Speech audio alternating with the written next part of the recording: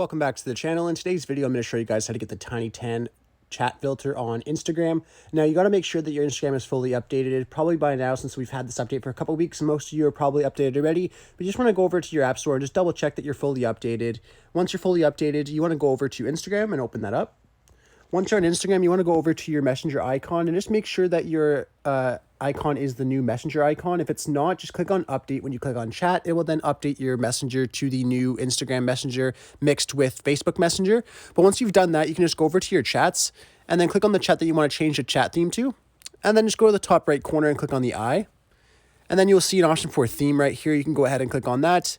And then you see the Tiny Tan theme right here. So you can go ahead and click on it and back out. And then you will see the Tiny Tan theme on your conversations on Instagram. So you can go ahead and do this for any conversation that you have. There also is lots of other themes that you could choose from. Anyhow, I really hope I was able to help you guys out with showing you guys how to get this theme. If this video helped you out, be sure to leave a like on it and subscribe for more. Thanks for watching.